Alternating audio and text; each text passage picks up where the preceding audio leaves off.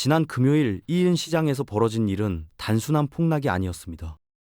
82달러에서 76달러까지 불과 몇 시간 만에 개인 투자자들의 자산이 증발했죠.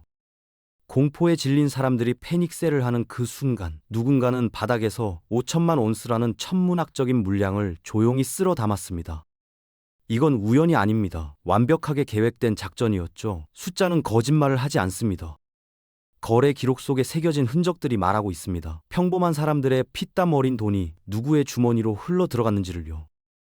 2026년 2월 14일 금요일 아침, 은 시장은 82.37달러로 평온하게 시작했습니다. 투자자들은 커피를 마시며 느긋하게 차트를 보고 있었죠. 그런데 미국 동부 시간 9시 47분, 갑자기 거대한 매도 물량이 쏟아지기 시작했습니다. 이건 개인 투자자가 급하게 던진 물량이 아니었어요. 거대 기관의 지시에 따라 차가운 알고리즘이 실행한 완벽하게 조율된 공격이었죠. 단 11분 만에 가격이 2달러 수직 낙하했습니다. 숨 돌릴 틈도 없이 연이어 8분 동안 다시 1달러가 증발했죠. 차트는 거의 수직으로 떨어지고 있었습니다. 오전 10시 30분 78달러 지지선이 무너졌어요. 정오가 되었을 때는 심리적 마지노선인 76달러마저 붕괴했죠.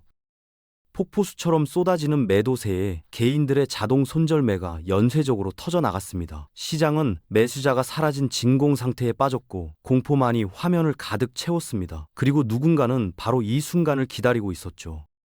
거래소는 매수 주체를 절대 공개하지 않습니다. 데이터를 모호하게 발표해서 누가 샀는지 알 수 없게 만들죠. 하지만 역사적 패턴을 추적하면 윤곽이 드러납니다. 가장 유력한 주체는 JP 모건 체이스입니다. 2020년 3월 N 가격이 12달러까지 폭락했을 때를 기억하시나요?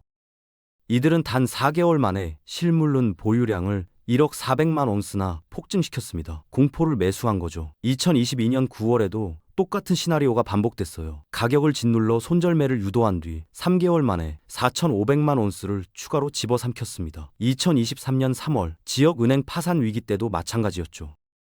은 가격 폭락을 틈타 금고에 3,200만 온스를 조용히 쌓아 올렸습니다. 패턴이 보이시나요? 스스로 시장을 붕괴시키고 구원자인 양 바닥에서 독식하는 겁니다. 이게 그들이 지난 수십 년간 반복해온 서명이에요. 변하지 않는 범죄의 지문이죠.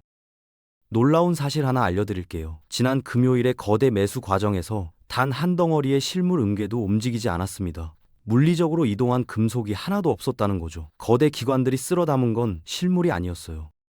미래의 어느 시점에 은을 인도하겠다는 종이 약속인 선물 계약이었습니다. 이 잔혹한 카지노에서 벌어지는 게임의 98%는 실물이 아닌 현금으로만 정산되는 장부상의 조작이에요. 더 황당한 건 이겁니다. 그들은 소유하지도 않은 은을 시장에 내다 파는 무차입 공매도를 합법적으로 자행하고 있어요. 시장 조성자라는 명목 아래서요. 디지털 원장 위에서 숫자들만 서로를 지우며 춤을 추는 동안 단 하나의 금속 조각도 움직이지 않았습니다. 하지만 그들이 챙긴 이익은 진짜 돈이었죠. 허공에서 만들어낸 숫자로 실제 불을 빨아들이는 마법, 이게 바로 현대 금융의 민낯입니다. 거대 은행은 상승장에서 마진콜 위기에 처하면 스스로 폭락을 창조합니다. 위기를 모면하는 동시에 막대한 이익까지 챙기는 거죠. 방법은 간단해요. 개장 직후 5,000개의 계약을 무자비하게 던져 지지선을 파괴합니다. 그러면 기계적 알고리즘과 공포에 질린 개인들의 투매가 연쇄적으로 터지면서 가격이 자유낙하하죠. 차트는 순식간에 빨간색으로 물들고 손절매 주문들이 폭포수처럼 쏟아집니다. 개인 투자자들은 더 큰 손실을 막기 위해 패닉 상태에서 매도 버튼을 누르게 되고 그 순간 그들의 돈은 누군가의 주머니로 흘러 들어가죠. 가격이 지옥 끝인 76달러에 도달하는 순간 거대 은행들은 태세를 전환합니다. 자신들이 고점에 쳤던 공매도 포지션을 바닥에서 청산하는 거예요. 온스당 9달러 이상의 차익을 실현하면서 말이죠. 단 하루 만에 약 4억 5천만 달러라는 천문학적인 순이익을 장부상에 기록하게 됩니다. 물리적인 의륜 없이도 자본의 논리로만 약자의 살점을 도려내어 배를 불린 겁니다. 증권거래위원회나 법무부는 이런 명백한 조작 앞에서 어떻게 했을까요? 단 한 번도 진심 어린 개입이나 처벌을 내린 적이 없습니다. 2020년 해당 은행이 귀금속 시장 교란 혐의로 낸 벌금이 9억 2천만 달러였어요. 엄청난 금액처럼 들리죠? 하지만 이건 그들의 분기 수익에도 못 미치는 수준이었습니다. 말 그대로 주차 위반 딱지 정도였던 거예요. 벌금은 범죄에 대한 징벌이 아니라 거대 자본이 사업을 영위하기 위해 지불하는 필수적인 운영 비용으로 전락했습니다. 더 기가 막힌 건 이겁니다. 수천 번의 스푸핑, 즉 허위 주문 행위가 밝혀졌음에도 합의문에는 잘못을 인정하지 않는다는 조항이 포함됐어요. 그들을 보호하는 방패막이가 된 거죠. 심판이 카지노를 위해 일하는 불합리한 구조 속에서 법은 오직 거대 자본의 폭력을 합법화해주는 도구가 되어버렸습니다. 정의는 돈 앞에서 무릎을 꿇었죠. 장부 조작의 이면에 숨겨진 가장 끔찍한 진실을 말씀드리겠습니다. 상품 거래소 코메스의 실물문 재고가 바닥을 드러내고 있어요. 2020년 코맥스 금고에는 3억 3천만 온스의 실물 은이 쌓여 있었습니다. 그런데 불과 6년 만에 이게 4,800만 온스로 급감했어요. 역사적 최저치를 기록하고 있는 겁니다. 반면 지난 금요일 하루 거래된 종이인 물량은 3억 4천만 온스였죠.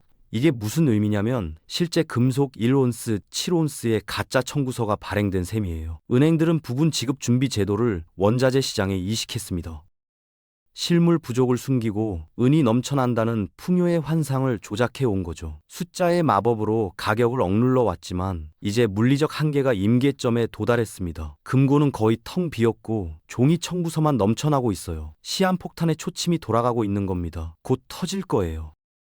2025년 전 세계 은 수요는 12억 온스였습니다. 그런데 광산 채굴과 재활용을 통한 공급은 10억 5천만 온스에 그쳤어요. 1억 5천만 온스의 적자가 발생한 겁니다. 태양광 패널, 전기차, 반도체 등 산업용 수요가 급증하면서 광산이 캐내는 속도보다 시장이 은을 집어삼키는 속도가 훨씬 빨라졌죠. 미국의 전략 비축 은은 어떻게 됐을까요? 이미 2000년대 초반에 바닥을 드러냈습니다.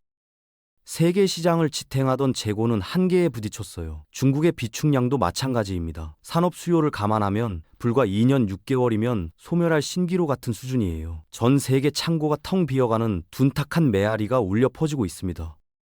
실물 인도 불이행 사태는 이제 피할 수 없는 현실로 다가오고 있어요. 누군가 실물 인도를 요구하는 순간 이 거대한 사기극은 무너질 겁니다. 종이로 쌓아올린 성이 한순간에 무너지는 거죠.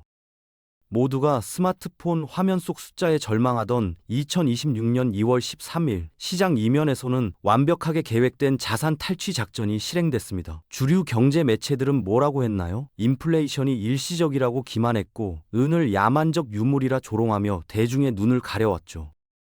하지만 거대 기관들이 바닥에서 은밀하게 실물과 종이 계약을 독점하는 행위는 다가올 시스템 붕괴에 대비한 생존 전략이었습니다. 그들은 알고 있었어요. 종이로 쌓아올린 가짜 시장이 실물의 결핍이라는 물리적 벽에 부딪히는 순간이 온다는 걸 말이죠. 그때 지금까지와는 비교할 수 없는 거대한 금융 재앙이 닥칠 겁니다. 이번 대학살은 마지막 탈출구를 찾으려는 거대 자본의 몸부림이었어요. 평범한 투자자들을 유동성 공급원으로 활용한 잔혹한 범죄의 현장이었던 겁니다. 그들은 구명보트에 올라타기 위해 다른 사람들을 물속으로 밀어 넣었죠. 은 시장에서 벌어지는 조작은 단순한 이론이 아닙니다. 수많은 데이터와 거래 기록이 증명하는 냉혹한 현실이자 범죄예요. 거대 권력은 공포를 제조하여 대중의 자산을 헐값에 강탈하고 규제기관은 그들의 뒤를 봐주며 합법의 탈을 씌워줍니다. 텅 빈 금고와 넘쳐나는 종이 청구서 사이의 괴리가 폭발할 때 진정한 가치를 지닌 실물 자산만이 생존의 열쇠가 될 거예요. 숫자는 거짓말을 하지 않습니다. 우리가 마주한 이 지독한 구조적 모순을 이해하는 것만이 거대 포식자로부터 자신을 보호하는 유일한 길이죠.